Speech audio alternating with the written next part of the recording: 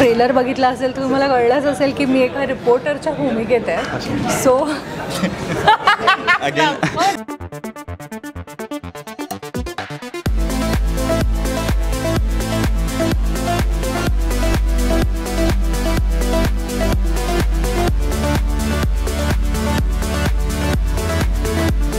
नमस्कार, मी आविष्कार चाबुकस्वार मराठी बॉक्स ऑफिसमध्ये तुम्हा सगळ्यांचं स्वागत आहे. येत्या 27 जूनला ऑल इज वेल हा मराठी चित्रपट, कॉमेडी चित्रपट प्रेक्षकांच्या भेटीला येतो आणि त्याच निमित्ताने माझ्यासोबत आहेत अभिनय बेर्डे आणि नक्षत्र. कशा आहात? खूप मजेत.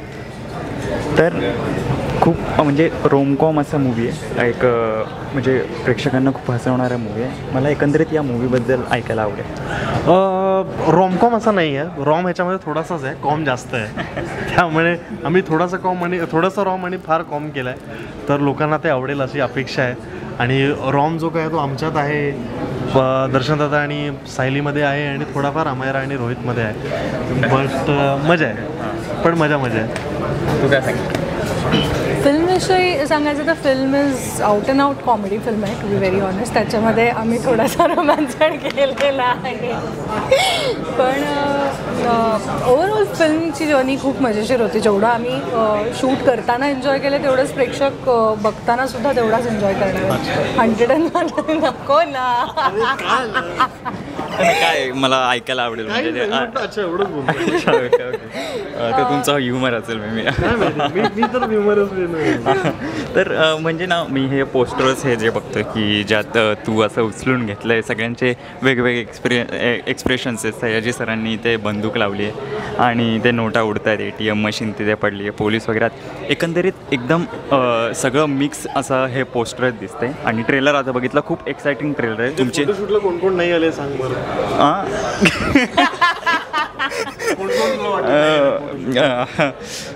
ते मला वाटतं आता ते ऑडियन्सवर सोडू आपण.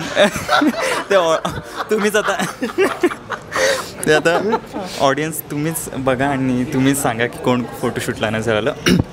पण एकंदरीत खूप सुंदर असं दिसतंय. तर तुमची पात्र खूप वेगळी दिसतात. तुम्हाला तुमच्या भूमिकेबद्दल काय सांगा? भूमिका बॉय नेक्स्ट डोर आहे, प्रेमासाठी मुंबईत येतो, पण प्रेम त्याला फसवतं, प्रेम फसतं त्याचं. सो तो कसं पुढे मार्ग शोधतो, कशी त्याला मित्र मिळतात, कसं त्याला नवीन प्रेम मिळतं, एक नवीन दिशा मिळते. सो त्याच्यावरती तशी जी गमतीजमतीची गोष्ट आहे, म्हणजे तिघही कॅरेक्टर जे आहेत, अमर अकबर अँथनी, तिघांविषयी ट्रॅजेडी आहे, पण त्या ट्रॅजेडीतून छान विनोद घडतो, छान कॉमेडी घडते. ती बघायला लोकांना नक्कीच आवडेल. तू काय? ट्रेलर बघितला असेल तर तुम्हाला कळलंच असेल की मी एका रिपोर्टरच्या भूमिकेत आहे. सो अगेन हे अच्छा जे आहे ते आलेले आहे आणि परत सॉरी ट्रेलर बघून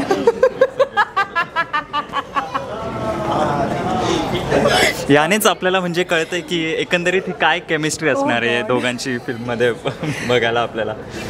ट्रेलर बघून तुम्हाला कळलंच असेल की नक्षत्रा, म्हणजे माझं नावही नक्षत्र आहे, त्या ह्या फिल्ममध्ये सुद्धा माझं नाव नक्षत्र आहे. हो. सो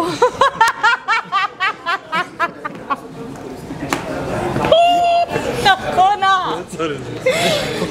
तर आय थिंक मला जेव्हा नरेशन ऐकवलं गेलं प्रियदर्शन दादाकडनं की असं असं कॅरेक्टर असणार आहे, तू रिपोर्टर असणार आहेस आणि मग कसं सगळं घडतं आहे, तर मी ऐकूनच खूप एक्सायटेड पण होते.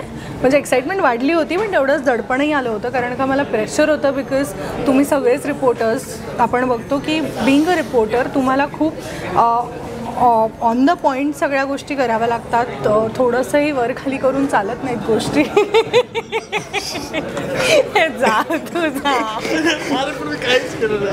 आय थिंक जनतेपर्यंत तुम्हाला ज्या पद्धतीने तुम्ही सगळं पोहोचवता, मग ती एखादी ट्रॅजिक न्यूज असो किंवा एखादं काहीतरी कुठल्याही विषयावर बोलत असताना तुम्हाला खूप शांतपणे ते सगळं मांडावं लागतं, कारण प्रेक्षक ऐकत असतो, तुमच्यावर विश्वास ठेवत असतो. पण ट्रेलर बघितला तसं तुम्हाला कळलं असेल की नक्षत्राला पण तिचा जो उत्साह आहे की मला ही न्यूज सगळ्यात आधी कव्हर करायची आहे, त्या नादात तिच्याकडनं एक चूक घडते आणि त्या चुकीची शिक्षा या तिघांना मिळते. आणि पण ती तेवढीच प्रामाणिकसुद्धा आहे, त्यामुळे ती तिची चूक ॲक्सेप्ट करून त्याच्यावर प्रायश्चित्त म्हणून सगळ्या गोष्टी परत नीट मांडते. आणि मग तिकडनं सगळी जर्नी स्टार्ट होते की ती त्या तिघांबरोबर तिची फ्रेंडशिप, तिचं बॉन्ड आणि सगळ्याच गोष्टी. क्लायमॅक्स सॉरी यार 25 एकर माझी पेशन्स संपलेली. सॉरी. तर ह्या सिनेमाचे एकंदरीत कास्ट फळी आहे, कलाकारांची फळी, आणि त्यांच्यासोबत काम करताना नक्कीच मजा आली असेल. सगळीच फळी खूप फनी आहे. तर सयाजी सर झाले किंवा अनेक एक्सपिरियन्स असे कलाकार आहेत, ते त्यांच्यासोबत काम करताना एकंदरीत काय तुझा एक्सपिरियन्स? नाही एकतर अभिजित दादासोबत मी आधी काम केलेलं आहे. ओके. सयाजी सरांसोबत पहिल्यांदा काम करत होतो, माधवराजन सरांसोबत पहिल्यांदा काम करत होतो, अजय दादासोबत मी पहिल्यांदा काम करत होतो. या सगळ्यांचंच काम मी खूप लहानपणापासून बघितलेलं आहे. त्यामुळे कुठेतरी थोडं दडपण होतं, कारण comedy is a serious business. तिकडे तुम्ही असं हसून बिसून चालत नाही, तिकडे सिरियसली तुम्हाला तुमचं काम करावं लागतं. पण इतकं छान वातावरण होतं सेटवरती, आणि हे सगळे दिग्गज कलाकार का इतके मोठे आहेत हे आय थिंक त्यांच्यासोबत काम केल्यावरती काय, तर ते सहजपणे त्यांच्या सहकलाकारांना एकदम आपलंसं करून घेतात, कम्फर्टेबल करून घेतात, छान जलप करून घेतात. सो ते खूप शिकण्यासारखं होतं त्यांच्याकडनं, सगळ्यांकडनंच. सगळ्यांसोबतच पहिल्यांदा काम करत होते मी, आणि मला जेव्हा कळलं की मी अभिनयाच्या ऑपोजिट पेअर केले गेले किंवा प्रियदर्शन दादा लिहितोय सुद्धा आणि अकबरच्या कॅरेक्टरसुद्धा मध्ये सुद्धा दिसणार आहे, तर आय थिंक एक्साइटमेंट खूप होती सगळ्यांबरोबर काम करताना. टेन्शन होतं थोडंसं की कसे सीन्स होतील, कशी केमिस्ट्री वाटेल वगैरे, पण आय थिंक डे वनपासून आम्ही खूप छान आमच्यातलं बॉन्डिंग होतं, खूप छान व्यवस्थित आमची केमिस्ट्री जुळत होती, सगळ्यांबरोबर एक छान कनेक्ट होता. सो आय थिंक छान मजा आली, ओव्हरऑल स्मूथ जर्नी होती. तर अनेक कलाकारांचं असं म्हणणं असतं की जर कोणता अवघड असा जॉनर असेल तर तो कॉमेडी आहे, म्हणजे कारण प्रेक्षकांना हसवणं एक टास्कच असतो. तर त्यासाठी तू काय तयारी केली, म्हणजे तुम्ही तयारी अशी वेगळी त्याच्यासाठी काय करावी नाही लागत. एकतर याआधी मी विनोदी भूमिका केली होती, आउट अँड आउट केलेली नव्हती, वर्कशॉप्स केले होते, थोडाफार थिएटरचा एक्सपिरियन्स होता. त्यामुळे मेन तर तुमची स्पॉन्टेनिटी खूप शार्प लागते, अलर्टनेस लागतो तुम्हाला, आणि तुम्ही त्या क्राफ्टबद्दल सिरियस असणं खूप गरजेचं असतं. आणि कॉमेडी मुळात ही रिॲक्शनचा खेळ आहे. तुम्ही जी ॲक्शन देता त्यापेक्षा तुम्ही दुसऱ्यावरती काय रिॲक्ट होता, हा कॉमेडीचा मेन. ब्रिलियंट कॉमेडियन्स जे आहेत, जे खूप मोठे कॉमेडियन्स आहेत, ते मेनली रिॲक्शनवरती वर्क करतात. सो ते असं शिकता येत नाही, ते तुम्ही काम करता करता आपोआप आत्मसात करत जातात. ते तुम्हाला ओपन ठेवावं लागतं तेवढं माइंड, आणि तुमच्याबरोबर जर इतके ब्रिलियंट विनोदवीर असतील तर ते तुम्ही शिकणं खूप इझी होऊन जातं तुमच्यासाठी, तर ते आपोआप शिकत जातात. तू काही अशी वेगळी तयारी केली होती? वेगळी तयारी अशी नव्हती केली मी, पण आय थिंक ऑब्वियसली जसं आपण बघतो की प्रियदर्शन दादा म्हण किंवा बाकी सगळे सयाजी शिंदे, त्यांच्याबरोबर माझे ॲक्च्युली असे खूप सीन्स नाही आहेत, पण क्लायमॅक्स शूट केलं आम्ही त्यांच्याबरोबर. सो त्यांना आत्तापर्यंत मोठ्या पडद्यावर मी बघत आली आहे, साऊथ इंडियन फिल्म्समध्ये बघत आली, आणि त्यांनी ज्या प्रकारचे त्यांनी कॅरेक्टर्स केले आहेत ते फार असे नेगेटिव्ह शेड आणि विलन, आणि त्याच्यामुळे एक भीती ऑलरेडी असते की बाबा ओ गॉड हे असे आहेत, मग आपण कसं परफॉर्म करणार. पण आय थिंक त्यांच्याबरोबर सेटवर जेव्हा आम्ही भेटलो तेव्हा ही सो डाऊन टू अर्थ, त्यांच्याकडनं शिकण्यासारखं पण एवढं होतं की खूप काम राहून सगळं व्यवस्थित, ही वॉज ग्रीटिंग हिमसेल्फ, स्वतः येऊन आम्हाला ग्रीट करत होते. सो आय थिंक खूप प्रेशर कमी झालं होतं. माधव वजे ज्यांच्याबरोबर माझे सगळ्यात जास्त सीन्स आहेत, पहिला सीन पण त्यांच्यासोबतच होता, ते एवढे सिनियर ॲक्टर असूनसुद्धा त्यांच्यातलं जे काही त्यांची एनर्जी आणि त्यांचा जो काही पेस होता तो मॅच करणं मला अवघड होतं. तर एवढं ब्रिलियंटली ते सगळं करत होते, हँडल करत होते. लेट नाईट शूट्स पण ते अगदी शांतपणे न थकता सगळं करत होते. सो आय थिंक मजा आली, खूप मजा आली. म्हणजे मी मगासपासून बघतोय तुम्ही सतत इंटरव्ह्यू करताय, आणि मला एनर्जी म्हणजे 1% पण मला वर खाली दिसत नाही आहे.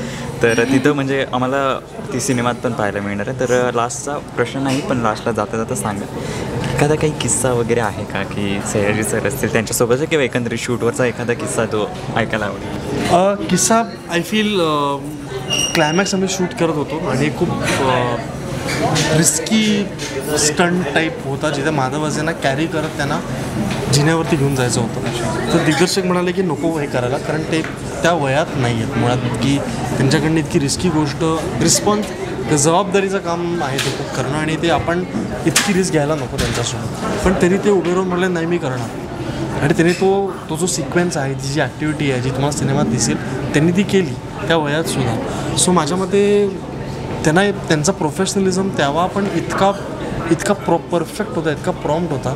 तसंच प्रोफेशनलिझम आपल्याला पण शेवटपर्यंत ठेवता आला तर मी खूप मोठी गोष्ट म्हणतो.